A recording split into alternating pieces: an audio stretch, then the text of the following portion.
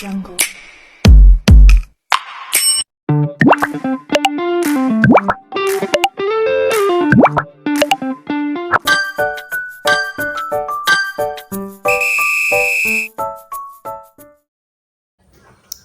Materi yang pertama, prinsip-prinsip ekonomi teknik.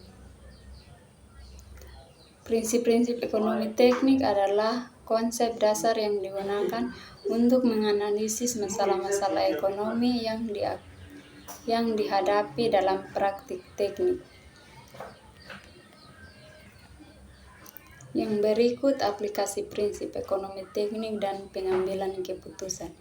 Prinsip-prinsip ekonomi teknik diaplikasikan dalam berbagai aspek pengambilan keputusan, seperti dalam proyek konstruksi, perencanaan kapasitas produksi, dan manajemen biaya. Materi yang kedua tentang biaya produksi.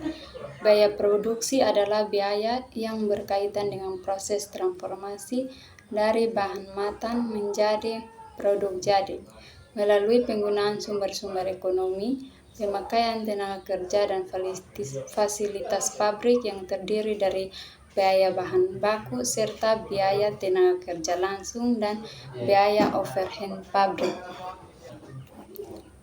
Berikut elemen-elemen biaya produksi. Dalam proses produksi, perusahaan manufaktur biasanya mengeluarkan berbagai macam biaya. Berikut metode penentuan biaya produksi. Metode penentuan kos produksi adalah cara memperhitungkan unsur-unsur biaya ke dalam kos produksi. Berikut analisis biaya produksi. Biaya jangka pendek. Jangka pendek adalah periode waktu di mana produsen tidak dapat merubah kuantitas input yang digunakan, bisa ukuran hari, minggu, dan sebagainya. Materi yang ketiga tentang konsep nilai uang terhadap waktu. Konsep nilai uang terhadap waktu adalah berhubungan dengan tingkat bunga yang digunakan dalam perhitungan aliran kas. Berikut nilai waktu yang akan datang. Nilai waktu yang akan datang atau nilai masa depan adalah jumlah yang dicapai dari suatu nilai tertentu dengan pertumbuhan pembayaran. Materi yang keempat tentang metode ekonomi teknik. Metode ekonomi teknik adalah pendekatan sistematis untuk mengevaluasi dan membandingkan berbagai alternatif teknis dan finansial dalam konteks proyek atau investasi dengan tujuan untuk menentukan opsi yang paling efisien dan memberikan nilai ekonomi terbaik.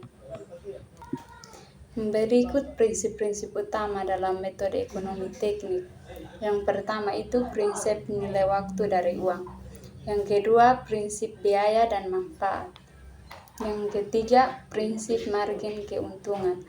Dan yang keempat, prinsip analisis risiko dan ketidakpastian. Materi yang kelima tentang pengembalian modal. Pengembalian modal adalah biaya yang harus dikeluarkan oleh perusahaan atau investor untuk memperoleh dana yang digunakan dalam investasi. Materi yang keenam tentang tingkat pengembalian minimum, metode nilai masa depan, dan perbandingan alternatif. Berikut menentukan tingkat pengembalian minimum dalam metode nilai masa depan. Tingkat pengembalian minimum dalam metode nilai masa depan adalah tingkat pengembalian terendah yang diperlukan untuk mencapai tujuan keuangan tertentu. Materi yang ketujuh tentang metode nilai pengembalian internal dan eksternal.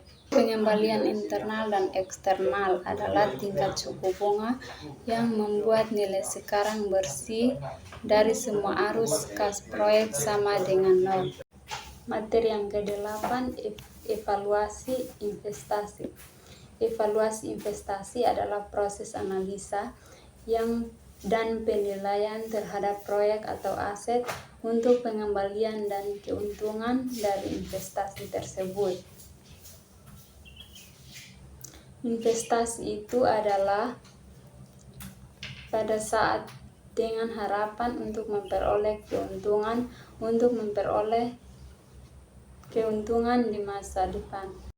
Materi yang ke-9 adalah konsep dan metode evaluasi investasi.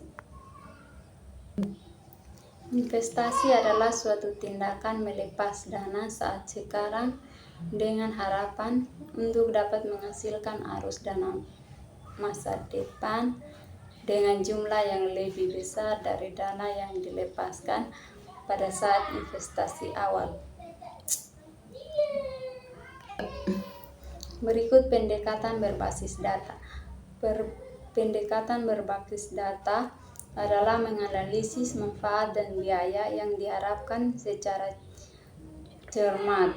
BCR membantu mengurangi ketidakpastian dalam pengambilan keputusan investasi. Berikut peningkatan keputusan investasi. BCR juga membantu mengidentifikasikan proyek-proyek yang berpotensi memberikan pengembalian investasi yang tinggi dan menghindari investasi yang tidak menguntungkan. Materi yang ke-10 tentang pemilihan alternatif pengambilan keputusan. Pemilihan alternatif pengambilan keputusan adalah hal penting dalam berbagai bidang kehidupan. Pemilihan alternatif yang tepat membutuhkan pertimbangan yang matang dan objektif. Berikut kriteria pengambilan keputusan. Yang pertama, kriteria kuantitatif. Yang kedua, kriteria kualitatif. Yang ketiga, bobot kriteria. Berikut metode pemilihan alternatif. Yang pertama, analisis SWOT. Yang kedua, matriks keputusan. Dan yang ketiga, sensitivitas. Berikut tujuan analisis sensitivitas.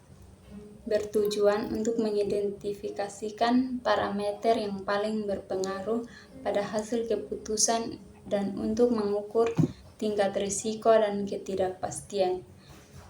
Materi yang ke-11 tentang depresiasi dan pajak.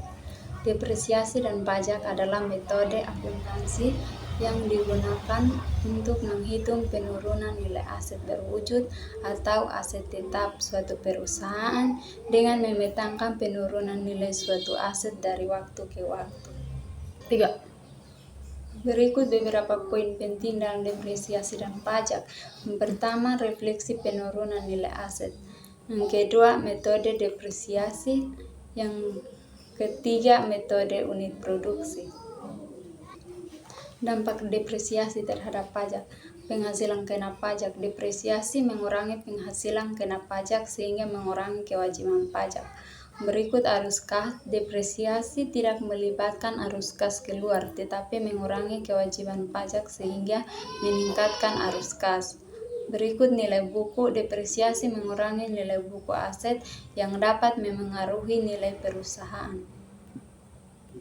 Berikut 3 pertimbangan pajak, yaitu yang pertama masa manfaat aset, yang kedua nilai sisa, yang ketiga aturan pajak. Kelebihan dalam metode depresiasi adalah depresiasi membantu perusahaan untuk dalam merencanakan penggantian aset yang sudah usang atau rusak. Materi yang ke-12 adalah hubungan antara perhitungan depresiasi dan pajak.